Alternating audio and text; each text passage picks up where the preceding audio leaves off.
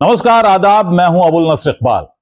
दोस्तों, Donald Trump जब से राष्ट्रपति चुने गए हैं और आगे आने वाली जो कैबिनेट उनकी है, जो संभावित लोग हैं, संभावित कैंडिडेट हैं उनकी कैबिनेट के, एक के बाद एक ऐसे नाम उसमें जुड़ते नजर आ रहे हैं जो इजराइल के कट्टर समर्थक माने जाते हैं और फिलिस्तीन के कट्टर विरोधी माने जाते हैं।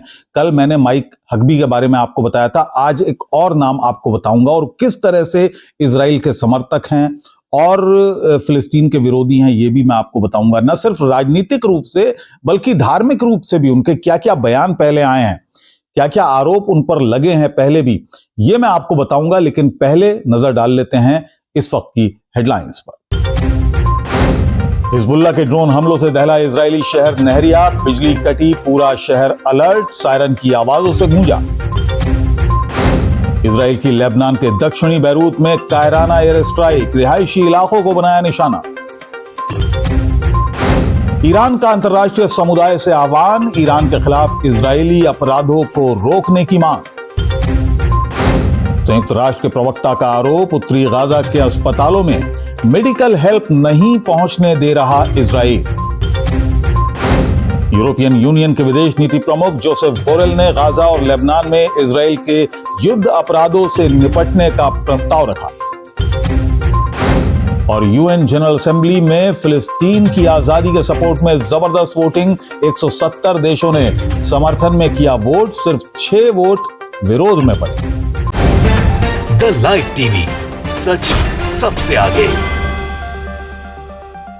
तो दोस्तों, ये तो हेडलाइंस थी। अब मैं आपको वो नाम बताता हूं जिसका जिक्र मैं कर रहा था, जो संभावित डिफेंस सेक्रेटरी हो सकते हैं। डिफेंस सेक्रेटरी का पद काफी महत्वपूर्ण माना जाता है अमेरिका में। अमेरिकी प्रशासन का एक महत्वपूर्ण, अमेरिकी सरकार का महत्वपूर्ण ये पद होता है, डिफेंस सेक्रेटरी। और इसमें एक नाम जुड़ रहा है पेट हेग्सेथ का। यानी पेट हेग्सेथ जो हैं वो एक टीवी होस्ट रह चुके हैं, यानी प्रोग्राम प्रेजेंटर रह चुके हैं टेलीविजन के और जाने माने होस्ट रह चुके हैं। उनका नाम आ रहा है। अब मैं क्यों कह रहा हूं कि वो फिलिस्तीन के विरोधी हैं और इजराइल के समर्थक हैं। उनका 2018 का ये भाषण, जरा इस पर गौर कीजिए।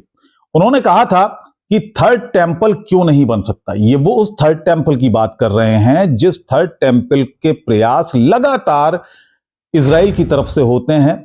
जो यहूदी ऑर्थोडॉक्स एक कम्युनिटी है वो लगातार दबाव बनाती है इजरायली सरकार पर कि थर्ड टेंपल यहां बनना चाहिए। कहां बनना चाहिए ये भी मैं आपको बताता हूं। मस्जिद अक्सा वाली जगह पर बनना चाहिए। ये दबाव ये ऑर्थोडॉक्स कम्युनिटी इजरायली सरकार पर बनाती है। कोई भी सरकार हो, पहले की सरकारों पर भी ये प्रेशर होता था और इस सरकार, नेतन्याहू की सरकार पर भी ये प्रेशर है। और नेतन्याहू तो खुद माना जाता है कि काफी ऑर्थोडॉक्स बैकग्राउंड से आते हैं, काफी मानते हैं धर्म को, उसी तरह से मानते हैं जिस तरह से ऑर्थोडॉक्स कम्युनिटी मानती है। तो ये उनका ये बयान आया यरूशलेम में, 2018 का ये बयान है, जब पीट हेग्सेथ पहुंचे थे यरूशलेम। वहां पर उन्होंने एक स्पीच दी थी और उस स्पीच का एक हिस्सा मैं आपको यहां स्क्रीन पर दिखा रहा हूं। उन्होंने कहा था कि आखिर टेंपल बनना, थर्ड टेंपल क्यों मुमकिन नहीं है, क्यों ये चमत्कार नहीं हो सकता कि मस्जिद अक्सा वाली जगह पर थर्ड टेंपल बनाया जाए। अब मैं थोड़ा सा आपको ब्रीफ और कर देता हूं दोस्तों। ये जो थर्ड टेंपल की बात होती है, सेकंड टेंपल की वो दीवार आपने देखी होगी जो वेस्टर्न वॉल कहलाती है। और ये वेस्टर्न वॉल सन 70 ईस्वी से, जब रोमन्स ने यरूशलेम का घेराव किया था, उसी समय से ये वेस्टर्न वॉल, यानी ये जो सेकंड टेंपल है, ये उन्होंने नेस्तनाबूद कर दिया था, गिरा दिया था। सिर्फ ये एक वेस्टर्न वॉल यहां पर बनी नजर आती है जिससे लगकर यहूदी अपनी प्रार्थनाएं करते हैं। ये तस्वीरें आप देखिए, ये यहूदी अपनी प्रार्थना कर रहे हैं इस वेस्टर्न वॉल से लगकर। तो जिस थर्ड टेंपल की बात पेट हेग्सेथ कर रहे हैं उसके बारे में थोड़ा ब्रीफली मैं आपको बता दूं। ये थर्ड टेंपल क्या है। असल में ये थर्ड टेंपल, जो ये सेकंड टेंपल है, इसकी वेस्टर्न वॉल बची हुई है, ये आप देखते होंगे, और ये सन 70 से गिरा पड़ा है। यानी सन 70 ईस्वी में जब रोमन्स ने यरूशलेम का घेराव किया था, सन 70 ईस्वी में, ये 1970 की बात नहीं कर रहा हूं मैं, यानी सन 70 ईस्वी की बात कर रहा हूं, जब रोमन्स ने यरूशलेम का घेराव किया था। उस समय यहां पर यहूदी बसते थे और इस घेराव के बाद यहूदी यहां से निकाल दिए गए थे। रोमन्स का यहां पर कब्जा हो गया था और रोमन्स ने इस सेकंड टेंपल को गिरा दिया था। सिर्फ ये वेस्टर्न वॉल बची थी। 6वीं सदी में यहां पर मुसलमानों का कब्जा हो गया और मुसलमानों का कब्जा यहां पर अब तक रहा, यानी उससे पहले ईसाइयों का कब्जा रहा और उसके बाद मुसलमानों का कब्जा हुआ और फिर कुछ साल बाद 70 साल या 80 साल तक फिर ईसाई काबिज हुए और उसके बाद सलाउद्दीन अय्यूबी ने एक बार फिर यहां पर हुकूमत अपनी कायम की, यहां पर सरकार अपनी कायम की थी। तो उसके बाद से लेकर अब तक यहां पर मुसलमानों का कब्जा रहा पूरी फिलिस्तीन की जमीन पर। तो ये एक राजनीतिक पहलू है। लेकिन जो डोनाल्ड ट्रंप का जो संभावित कैबिनेट के मेंबर हैं, जब तर्कों से बात नहीं बनी, राजनीतिक तर्क, वो अंतर्राष्ट्रीय समुदाय को राजनीतिक तर्कों पर सेटिस्फाई नहीं कर पाए, संतुष्ट नहीं कर पाए, तो उन्होंने धार्मिक तर्कों का सहारा लेना शुरू कर दिया।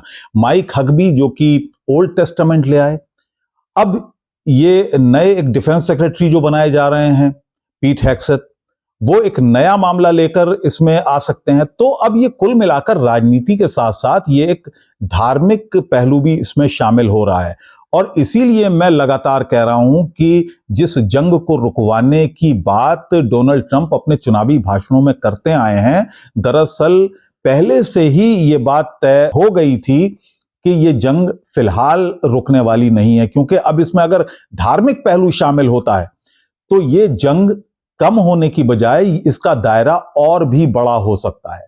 अभी तक सिर्फ ईरान रेजिस्ट कर रहा है, ईरान सिर्फ प्रतिरोध दिखा रहा है, लेकिन अगर ये धार्मिक पहलू जुड़ता है और मस्जिद अल अक्सा को अगर जरा सा भी नुकसान पहुंचता है या यहां पर किसी तरह की कोई कार्रवाई इजराइल की तरफ से होती है, क्योंकि यरूशलेम को इजराइल ने अपने कब्जे में ले ही लिया है।